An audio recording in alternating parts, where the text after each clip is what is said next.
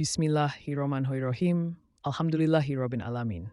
Saudara-saudariku dimanapun berada, semoga dalam keadaan sehat walafiat. Pada video ini akan saya bongkar 3 kebohongan Islam yang laris manis dalam penjualan agama. Oleh karena itu, sebelum saya membahas secara detail, alangkah baiknya klik tombol like, komen, dan subscribe agar bersama kita memberitakan berita kebenaran. Baik, saya akan mulai. 3 berita hoaks kehebatan agama Islam yang laris manis. Kehadiran internet, apalagi terpasang dalam HP genggaman tangan, membuat perubahan media sangat revolusioner. Lazimnya sebuah alat, ia pun punya 2 sisi, positif dan negatif. Positifnya, terjadi percepatan informasi yang luar biasa. Sementara salah satu sisi negatifnya adalah maraknya berita hoax, karena minimnya check and recheck. Fenomena berita hoax ternyata juga ada yang menyentuh tentang ajaran Islam. Sebagai Muslim, tentu kita yakin kebenaran Islam. Tapi menyampaikan informasi yang baik, meski dengan niat memberikan edukasi, tetap saja tidak boleh menggunakan cara-cara yang keliru. Berikut adalah seri pertama beberapa berita hoax tentang kehebatan agama Islam yang laris manis beredar di dunia maya. 1. UNESCO keluarkan sertifikasi Islam sebagai agama damai. Dalam berbagai artikel resmi menyatakan Badan PBB UNESCO memberikan sertifikat perdamaian pada agama Islam. Dalam foto sertifikat yang ditekan Direktur Jenderal UNESCO, Irina Bokova, itu disebutkan Islam sebagai agama paling damai di dunia. Disebutkan, pemberian sertifikat itu adalah hasil kerjasama antara UNESCO dengan organisasi Peace Foundation International. Setelah 6 bulan analisis dan studi ketat, kami telah menyimpulkan bahwa Islam adalah agama yang paling damai, ungkap Robert McGee, Kepala Studi Banding Peace Foundation International dalam konferensi pers yang juga dihadiri oleh para pejabat UNESCO. Namun, kabar yang menyebutkan Islam mendapatkan sertifikat dari UNESCO sebagai agama paling damai adalah hoax alias kabar bohong atau informasi palsu. Sebab berita itu merujuk pada situs di India, Juntaka Reporter. Juntaka Reporter tidak lain adalah situs berita satire atau parodi. Meski ditulis dengan gaya jurnalistik, semua tulisan di situs tersebut bikinan, hoax alias rekayasa. Dalam berita di Juntaka yang dirilis 4 Juli 2000 memang dikabarkan Badan PBB itu mengeluarkan pernyataan resmi bahwa Islam adalah agama paling damai di dunia. Namun, UNESCO tidak mengeluarkan pernyataan apapun soal ini. Demikian juga Peace Foundation International. 2. Pakar genetika Yahudi masuk Islam karena idah. Di jagat media sosial dan maya juga muncul informasi tentang kabar masuk Islamnya sosok bernama Robert Gilham.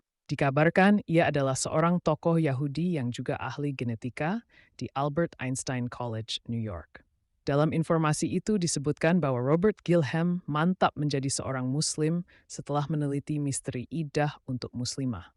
Hasil penelitian dalam kabar itu disebutkan jika seorang perempuan melakukan hubungan seks, ia akan meninggalkan bekas yang berangsur hilang selama 3 bulan. Hasil ini disebutkan memiliki korelasi dengan masa idah dalam pandangan Islam. Korelasi inilah yang kemudian disebut sebagai pemicu utama Robert Gilham pindah agama ke Islam. Ternyata nama Robert Gilham tidak masuk dalam pemberitaan media dan website jurnal internasional untuk temuan besar ini.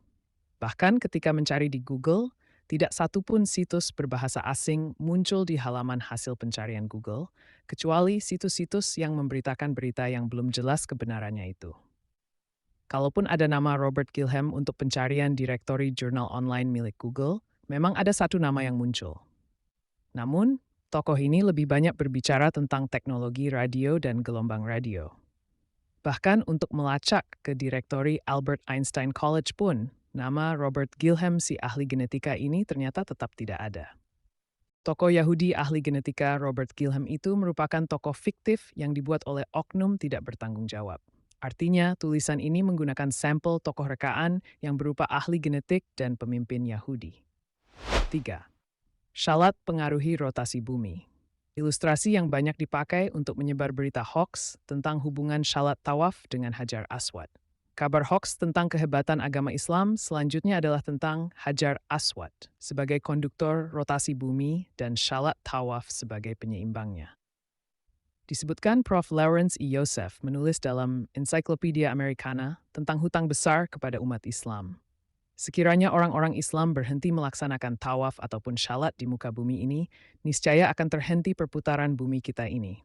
Karena rotasi dari superkonduktor yang berpusat di Hajar Aswad tidak lagi memancarkan gelombang elektromagnetik. Masih menurut tulisan itu, berdasarkan penelitian dari 15 universitas menunjukkan Hajar Aswad adalah batu meteor yang mempunyai kadar logam yang sangat tinggi, yaitu 23.000 kali dari baja yang ada. Dikabarkan pula bahwa Hajar Aswad, batu hitam yang ada di dekat Ka'bah, merupakan superkonduktor dan menjadi penentu rotasi bumi. Sayangnya, setelah diselidiki secara seksama, ternyata berbagai kutipan itu tidak ada dalam berbagai referensi yang mutawatir.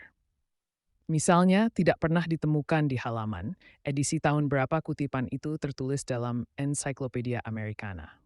Kemudian juga tidak jelas ke-15 universitas mana saja yang telah melakukan penelitian tersebut dan siapa penelitinya. Yang lebih fiktif, nama Prof. Lawrence E. Yosef ternyata tidak bisa ditemukan dalam dunia Google.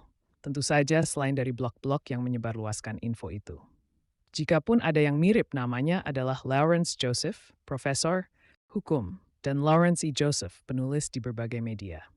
Dengan demikian, berita tentang syalat dan tawaf yang mempengaruhi rotasi bumi ini adalah hoax alias tidak benar. Sebagai seorang yang beragama Islam, tentu kita yakin tentang kebenaran Islam. Tapi menyampaikan informasi, meski dengan niat memberikan edukasi, tetap saja tidak boleh menggunakan cara-cara yang keliru.